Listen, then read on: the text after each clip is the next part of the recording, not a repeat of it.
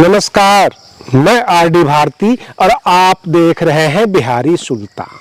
आज कई राज्यों में उपचुनाव है। झारखंड में 43 सीट के ऊपर आम चुनाव है। विधानसभा का 43 सीट में से 20 सीट रिजर्व है शेड्यूल ट्राइब्स के लिए। बिहार में 4 सीट के ऊपर उपचुनाव है और वायनाड में भी प्रियंका गांधी वाड्रा का आज वोटिंग हो रहा है, वहां भी उपचुनाव है। तो कुल मिलाकर पूरा देश का जो है माहौल चुनावी माहौल में गर्मा गया है। आकाश आनंद जो बहुजन समाज पार्टी के नेशनल कोऑर्डिनेटर, प्रभारी और उत्तराधिकारी सब कुछ है, लेकिन बहन मायावती जी ने उनको अभिव्यक्ति की सीमाओं में बांध दिया है। वो आवाज, वो खनकती हुई आवाज अब नहीं निकल रही है। ऐसा लगता है कि शायद उनके भाषण अब पहले चेक होते हैं कि आपने क्या क्या बोलना है, आपको क्या क्या बोलना पड़ेगा स्टेज पर। बहन मायावती जी भी साथ में थी। प्रश्न ये उठता है कि अगर आप जुबान पर सीमाओं से बांध देंगे तो क्रांतिकारी नेता पैदा नहीं कर सकते। अभिव्यक्ति की आजादी होनी चाहिए। आप ये कह सकते हैं कि आप किसी को भला बुरा ना कहें, चाहे जुल्म सितम कितना भी बहुजन समाज के ऊपर हुआ हो, आप अपनी सीमाओं में बंद कर रहे, इतना तो आप बता सकते हैं। लेकिन बकायदा उनको भाषण को पढ़ के भाषण देना, ये बहन मायावती जी का अपना एक स्टाइल था। वो कारण यह था, उनके जो गले में कोई समस्या थी, डॉक्टरों ने रोक लगाया था, इसलिए वो भाषण पढ़ के देती हैं। लेकिन आकाश आनंद तो मुक्त आवाज थे। जब जय भीम का नारा लगाते थे, अपने विरोधियों के ऊपर हमला करते थे, तो लगता था कि बसपा के अंदर एक क्रांतिकारी नेता का जन्म हुआ है। लेकिन अब लग रहा है, जो झारखंड में देखा गया, कि उनको सीमाओं में बांधा गया। लेकिन हम आपको लेकर चलते हैं कि झारखंड में 43 सीट के ऊपर चुनाव है। बिहार में 4 सीटों के ऊपर उपचुनाव है। असम में भी आज वोटिंग हो रहा है, राजस्थान में भी वोटिंग हो रहा है। कई राज्यों में कुल मिलाकर 31 सीट के ऊपर उपचुनाव चल रहा है और 43 सीट के ऊपर आम चुनाव है। अब प्रश्न ये उठता है, इस चुनाव में जो हमारे नेतागण हैं, जो सत्ता पक्ष के नेता हैं, क्या चुनाव आयोग को अपने कब्जे में लिए हुए हैं? चुनाव आयोग सत्ता पक्ष के लिए अलग कानून रखता है और विपक्ष के लिए अलग। मैं आपको बता दूं, बहुत सारी चीजें सामने निकल कर आई है। पिछले 24 घंटे में उद्धव ठाकरे को महाराष्ट्र में 2 बार तलाशी ली गई, चेकिंग किया गया। जब चुनाव प्रचार में वो जाते हैं तो चुनाव आयोग के जो अधिकारी गण होते हैं, उनको यह पावर है, वो किसी भी नेता की तलाशी ले सकते हैं। उनको एक डाउट सा होता है, कहीं ये कैश तो नहीं बांटने जा रहे हैं, कहीं कोई अवैध चीज तो इनको नहीं इनके पास है, जो चुनाव में तो कहते हैं जनप्रतिनिधि कानून का उल्लंघन करता हो। और इस तरह से तलाशी लेना उनके अधिकार क्षेत्र में है। लेकिन क्या यह अधिकार केवल विपक्ष के नेताओं के ऊपर ही लागू होता है? सबसे बड़ी बात तो यह है कि कल्पना सोरेन जो हेमंत सोरेन की पत्नी है, और वह जब चुनावी भाषण देने के लिए निकली, हेलीकॉप्टर उनका उड़ने नहीं दिया गया, एयरपोर्ट पे ही रोक लिया गया। और उसके बाद किसी तरह अपने मोबाइल से फेसबुक लाइव आकर उन्होंने आम जनता को, जो वहां के मतदाता इंतजार कर रहे थे, जो उनके समर्थक इंतजार कर रहे थे, उनको उन्होंने संबोधित किया। सवाल ये उठता है, ये सारा मारामारी घेराबंदी केवल विपक्ष के नेताओं के साथ ही क्यों?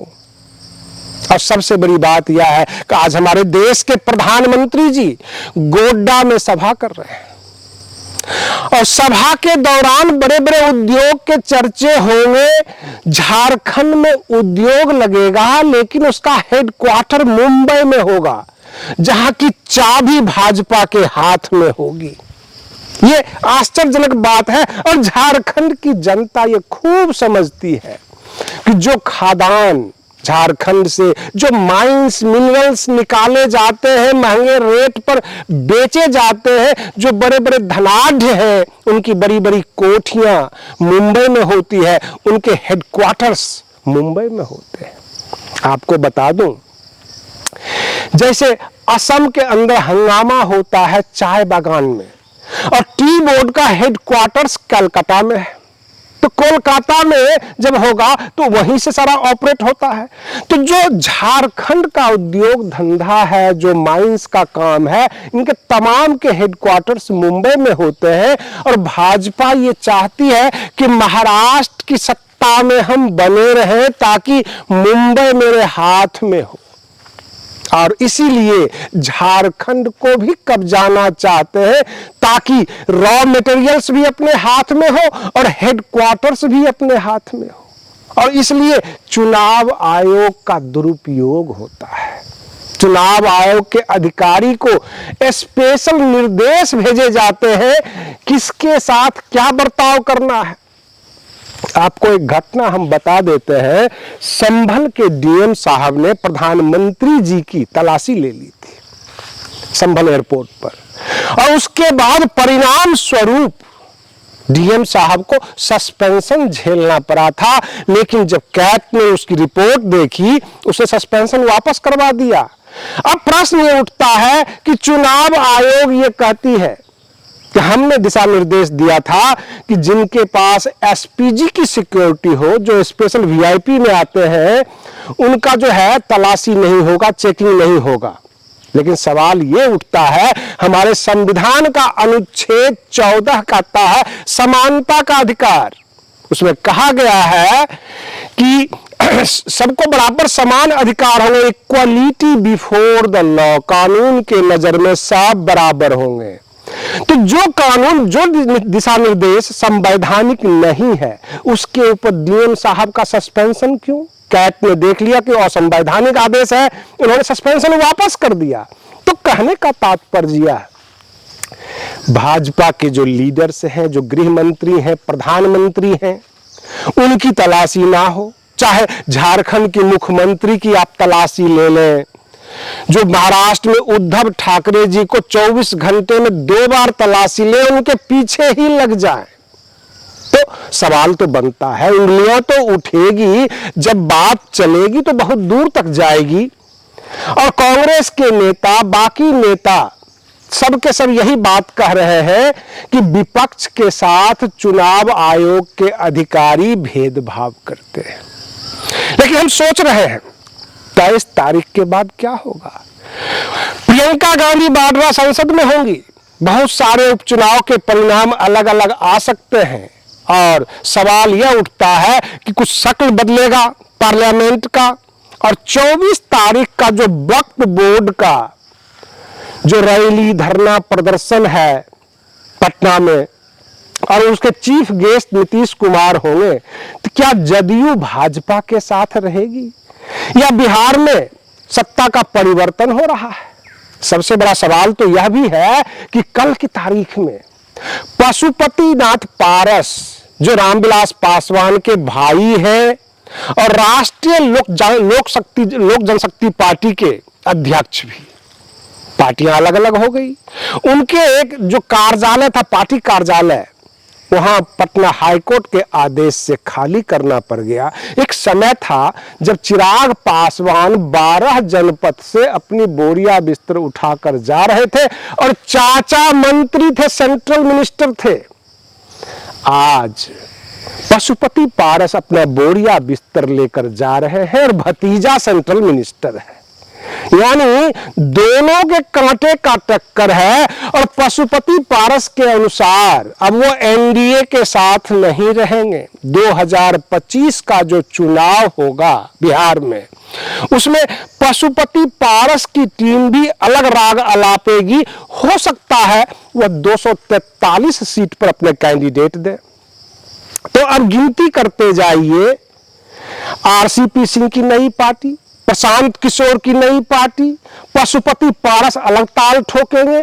चिराग पासवान अगर एनडीए में रहते हैं और जदयू निकल जाती है एनडीए से, तो फिर शकल कैसा होगा? क्योंकि जदयू और आरजेडी जब एक जगह आ जाएंगे तो फिर चिराग पासवान ही एनडीए के पास एक ऐसा नेता होंगे जो सेकुलरिज्म की बात करेंगे, जो सभी जाति सभी धर्म की बात करेंगे, वही बात करेंगे आरक्षण की, एससी एसटी ओबीसी माइनॉरिटीज की।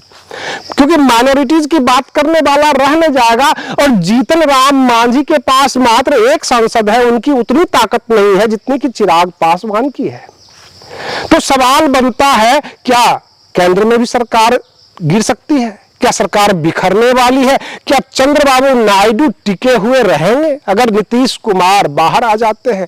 क्योंकि संभावनाओं का खेल है, राजनीति हमेशा संभावनाओं के ऊपर टिकी हुई रहती है और संभावनाएं इसी तरह की बनती जा रही। आज राजस्थान में भी कई सीटों पर उपचुनाव हो रहा है। आपको बता दें कि राजस्थान में आरएलपी के मुखिया हनुमान बेनीवाल हैं, उनके जो है कैंडिडेट खड़े हैं और आजाद समाज पार्टी के मुखिया अध्यक्ष चंद्रशेखर आजाद ने उनको समर्थन दिया है। चंद्रशेखर आजाद शायद उनको लेकर अपने आप को मजबूती दे रहे हैं, क्योंकि जो चंद्रशेखर आजाद की जो भीम आर्मी की ऑफिशियल अकाउंट है वहां से समर्थन दिया गया और उसके ऊपर हनुमान बेनीवाल ने खुद उसका आभार जताया। तो जाहिर सी बात है कि आजाद समाज पार्टी और आरएलपी राजस्थान में मिलकर राजनीति कर रही है, चुनाव लड़ रही है और आजाद समाज पार्टी का फुल समर्थन है आरएलपी को। बिहार की राजनीति में एक सबसे बड़ा कंफ्यूजन यह निकल कर आया, जो विश्वस्त सूत्रों के हवाले से खबर है कि जदयू और आरजेडी तो नजदीकियां बढ़ रही है, कभी भी एनडीए टूट सकती है, लेकिन क्या सरकार बनेगी? क्या नीतीश कुमार मुख्यमंत्री बनेंगे? क्योंकि लालू प्रसाद यादव की इच्छा है तेजस्वी मुख्यमंत्री बने, सीएम बने और डिप्टी सीएम जो बनना है बन ले, चाहे वो नीतीश कुमार बन ले। क्या डिमोशन चाहेंगे नीतीश कुमार? ये सबसे बड़ा सवाल है। और वरिष्ठ लीडर है, अनुभवी है, तो क्या वो तेजस्वी यादव के नीचे काम करेंगे अथवा जदयू का कोई डिप्टी सीएम हो जाएगा और इंडिया गठबंधन में नीतीश कुमार को लिया जाएगा ताकि आप केंद्र की राजनीति करें? और केंद्र की राजनीति के लिए अभी इनको 4-5 साल और इंतजार करना पड़ेगा किसी बड़े पद के लिए, क्योंकि इंडिया गठबंधन केंद्र की राजनीति में विपक्ष की भूमिका में है, वहां इन्हें कुछ मिलना नहीं। और सामने 2025 का चुनाव है। अगर ऐसी हालत बन गई तो क्या सरकार गिरेगी? क्या बिहार में समय से पूर्व चुनाव होगा? हालत कुछ ऐसे ही बनते जा रहे हैं, जो माहौल बनाया जा रहा है, क्योंकि जदयू ये चाहती है कि मुस्लिम वोट, अल्पसंख्यक वोट उससे खिसके नहीं। वो वक्फ बोर्ड का जो विरोध है मुल्लाओं के द्वारा, जितने भी उलेमा हैं वो आ रहे हैं, तो वो विरोध कर रहे हैं, उसके साथ नीतीश कुमार हैं। अगर ऐसा होता है तो भाजपा की और जदयू की ट्यून नहीं मिलती आपस में, और जब ट्यून नहीं मिलती तो जाहिर सी बात है पार्लियामेंट में, संसद में जब वोटिंग होगा तो उस वोटिंग में भी जदयू समर्थन नहीं करेगा। जदयू अगर सरकार से बाहर आ जाती है तो बस एक ही रास्ता है कि इंडिया गठबंधन में नीतीश कुमार चेहरा बने और चंद्रबाबू नायडू, नीतीश कुमार सबके सब केंद्र सरकार से समर्थन वापस लें, केंद्र सरकार गिरे और मध्यावधि चुनाव हो। ऐसे रिपोर्ट ये बताते हैं, भाजपा वाले खुद कह रहे हैं कि 2024 का लोकसभा चुनाव के बाद हम मजबूत हुए हैं और यह मजबूती उनको हरियाणा के जीत की वजह से लग रही है। लेकिन सामने झारखंड का चुनाव है, महाराष्ट्र का चुनाव है और महाराष्ट्र का जो रिजल्ट आएगा जो झारखंड का रिजल्ट आएगा, इससे ये पता लग जाएगा कि भाजपा कितनी मजबूत है। और मुझे लगता है कि 23 नवंबर को सब कुछ क्लियर हो जाएगा। 23 नवंबर के सामने देश की राजनीति के ऊपर मुहर लगेगी कि 24 नवंबर का जो उलेमाओं का वक्फ बोर्ड के जो बिल के खिलाफ रैली है, धरना है पटना में, उसमें नीतीश कुमार कितने बोल्ड होंगे, क्योंकि 23 तारीख को रिजल्ट आएगा सभी उपचुनाव का, और झारखंड का जो आम चुनाव है उसका रिजल्ट आ जाएगा, महाराष्ट्र का आ जाएगा। उसके बाद सामने ही क्लियर हो जाएगी कि 24 तारीख को मोदी सरकार के ऊपर धावा बोल दो, इनकी सत्ता के ऊपर धावा बोल दो, अथवा चुपचाप सहन करके किसी तरह 2025 के विधानसभा चुनाव तक इंतजार किया जाए। ये सब कुछ निर्भर करने वाला है। यहां पर प्रश्न ये उठता है कि नीतीश कुमार फिलहाल एक बेबस मुख्यमंत्री है, क्योंकि संख्या बल में ये तीसरे नंबर पर है। भले ही सांसद इन्होंने ज्यादा, यानी 12 सांसद जिता लिए, लेकिन विधायक में नंबर 1 पर अभी राजद है, नंबर 2 पे भाजपा है बिहार में, और नंबर 3 पे नीतीश कुमार है। ये 4 सीटों का जो उपचुनाव है, अगर प्रशांत किशोर ने थोड़ा भी अपनी चमक दिखा दी, एक आध सीट 2 सीट लपकने में ये कामयाब हो गए, क्योंकि जो रामगढ़ वाली सीट है वो करीब करीब कंफर्म हो चुका है कि बहुजन समाज पार्टी चुनाव जीतने जा रही है। उन्होंने सारी ताकत लगा दी। आज 13 तारीख है और बसपा के नेता बार बार बोलते रहे कि 13 तारीख को हम आरजेडी की 13वीं कर देंगे। इस तरह की भी बातें सामने आई, और आरजेडी सांसद ने तो बहुत कुछ कहा ही था बसपा के नेताओं को। तो रामगढ़ की सीट की बात हम नहीं करते, और इमामगंज में दीपा मांझी काफी मजबूत स्थिति में है, जो कि जीतन राम मांझी की बहू है।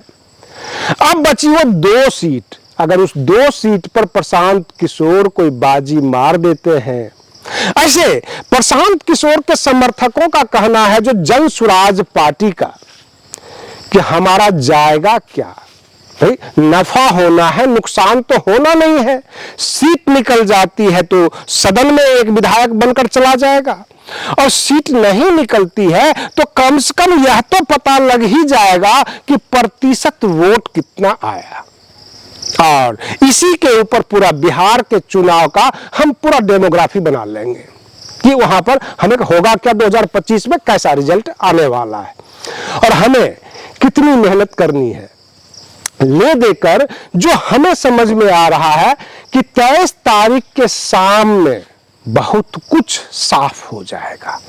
शेयर बाजार भी उस दिन काफी हलचल मचाएगी, अप डाउन हो सकता है, क्योंकि एक तरह से सेमीफाइनल है बिहार विधानसभा चुनाव का यह उपचुनाव, और झारखंड और महाराष्ट्र के चुनाव का भी रिजल्ट जो है केंद्र सरकार के सेहत पर असर डाल सकती है, नीतीश कुमार के बोल्डनेस के ऊपर भी असर डाल सकती है।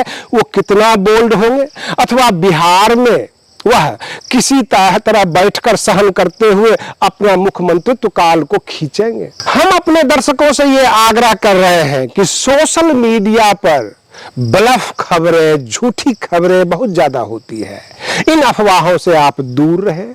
अगर आप हमारे चैनल पर नए हैं तो चैनल को सब्सक्राइब करें। वीडियो अच्छा लगे तो इसे लाइक कर दीजिए, शेयर कीजिए, ताकि बाकी लोगों को भी पूरी जानकारी प्राप्त हो। क्योंकि कहा जाता है कि आधा सच झूठ से भी ज्यादा खतरनाक होता है। मैं आपको बताऊं कि मैं हर प्रकार का, हर एक राजनीतिक दल का और देश की संपूर्ण घटनाक्रम के ऊपर वीडियो आपके सामने लेकर प्रस्तुत होता रहूंगा। एक से बढ़कर एक कंटेंट प्रस्तुत करने की कोशिश करूंगा। आज के लिए बस इतना ही। आप बने रहिए बिहारी सुल्तान चैनल पर।